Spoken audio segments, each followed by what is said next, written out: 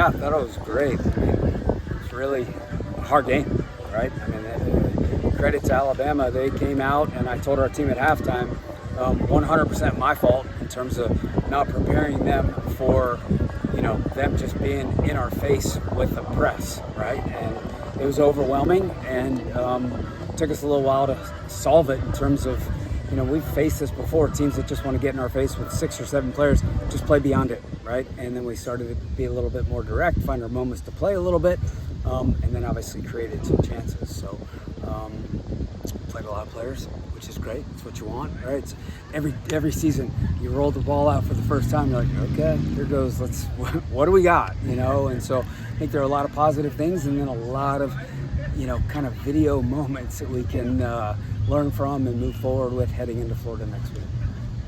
So you talked about playing a lot of players. Was that more heat related as far as being so early, or do you want to do that even throughout the year? Good question. No idea. Well, in terms of how deep we're going to go throughout the season, that remains to be seen, okay. Right? This was an opportunity for everybody to play, right? And show us what they have and how they can help our team. From a heat standpoint, a little bit, but a little bit of just protecting them, right? I mean, obviously we had to play a couple of our backs for big minutes, right? But other than, I think we had 3 players play 67 minutes or above. Everybody else was 50 and below.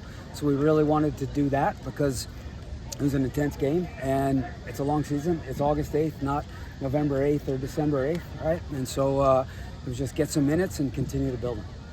How'd you feel about the back line, the chemistry, those ladies pretty playing with good. each other? I mean, it was hard because there wasn't a ton of soccer being able to be played back there because Gianna Paul is got to be one of the fastest players in the country, right? And Wes, I think, is a very, very good coach. And so they're very organized and timely in their press, and it gave us some problems. And but again, a lot of really good teachable moments. Rhythm, timing, just comfort with one another. How far along has this team come in a week? And tonight with playing so many, how did you think they did when they were mixed together? I think really, really well tonight because it's really hard playing 21 field players, 3 goalkeepers, right? How are there going to be relationships and connections, right? It's got to be total humility, right? This sounds kind of coach speak, right? But unselfish, right? Trying to figure out your role and just play together, trust each other, right? And work and be vulnerable and just play. So I thought overall, pretty good. And then over time, right, we got to figure out, okay, who are the players that play well together, right? What are the connections that happen, right? Who's going to kind of rise to the top a little bit?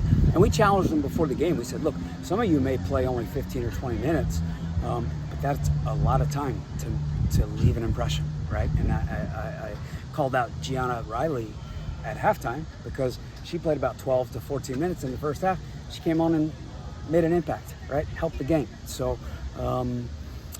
overall, I think really, really good. Team energy from the bench was really, really good.